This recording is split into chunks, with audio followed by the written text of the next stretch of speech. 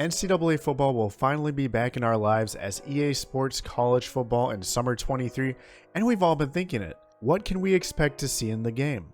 With development of the game ongoing, I think it's important to put out there what we want to see in the game and changes we want made. So here's my wish list for 10 features we need in EA Sports College Football 24.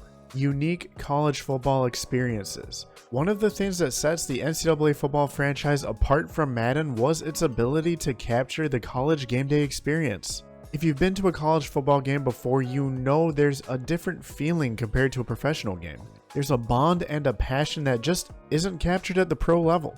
Each team has its own set of unique traditions that sets them apart from others, and many of these can be captured in the game. Even adding in stuff like fans storming the field after a huge upset, a staple in college football, would go a long way. I will say that they have added some throughout the years, and I think that's a great start, but more could and should be done.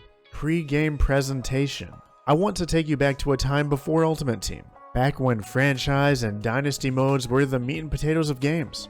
There was so much more care and detail given to presentation, and it really helped you get invested in the game. Shoot, back in the day, we were given a darn near full pregame show with Nestler, Corso, and Herbstreit. Bring this stuff back. You don't need to recreate the wheel here. FCS teams. Now, I know this is a bit of a stretch since I'm guessing it's going to be tough to get the NIL rights just to cover all the FBS teams to begin with, but one of the great things about some of the earlier installments of the NCAA football franchise was the ability to use FCS teams. I know we're all tired of seeing FCS East on Bama's schedule. Who wouldn't want the ability to build a FCS team into a power and potentially have them join the FBS ranks? We've already seen multiple examples of this happen over the past few years. Teams like Texas State and Appalachian State making the jump to the big leagues. A lot of these FCS teams are already well known, from North Dakota State to Jackson State. Why not give them an opportunity to shine in the game? You could even have an option to relegate teams down to the FCS just to add a bit of a twist to your dynasty experience. Stadium progression. As your team gets better, you should have the opportunity to expand the stadium. We don't want 5-time national champ Kansas to be in a rinky-dink stadium. No offense to David Booth Memorial. You could incorporate interactions with ADs or boosters in ways to add different tweaks to the stadium. Build out bowls on the sides of stadiums. Add or update the turf. Go from 50,000 seats to 100,000. We've seen many examples of stadiums getting remodeled as teams build on their success. Give us that opportunity in our dynasties. The coaching carousel. Ability to hire your own coordinators. The coaching carousel is one of the most entertaining parts of the offseason. But it can also suck because if you field a great team, chances are both your coordinators are taking head coaching jobs, and you sit there hoping that maybe your school will choose to sign a coordinator that isn't level 2. Why not give us options to have a say in what coordinators we offer jobs to? Looking for coordinators that fit our team's playstyle and needs. Give a deeper dive into coordinators, new attributes when it comes to coaching, developing, recruiting, game planning, discipline, and other on-field boosts. The coaching tree was a start, but we can go much deeper. At the end of the day, a huge part of the coach's job is to build the support staff. Speaking of support staff, while it might seem a little over the top to some, adding additional staff like position coaches and strength and conditioning coaches with different styles and abilities could go a long way to adding to the intricacies of the game. Postseason customization. We are currently in the era of the 4-team playoff, and it's looking like we might be stuck here for at least a couple years. But let's be honest, I think we all know it's changing in the future. And there is a great argument for 4, 6, 8, and even 16-team playoffs. Allowing players to choose their own playoff formats gives them free reign to customize their dynasties. Shoot, let us bring back the BCS if we want to. Why not? While NCAA 14 did provide us with a few parameters to edit, such as certain bowl tie-ins, there's so much more we can have control of, from bowl parameters to creating our own unique bowl games. Natural storylines. Players getting suspended, grade issues, etc. This might be too much to ask, especially if actual names are being used. I'm not sure how players will feel about themselves suddenly becoming academically ineligible in a game or getting suspended for taking PEDs, but it was interesting to make decisions in how to discipline rule breaking and how that could impact potential sanctions on the university.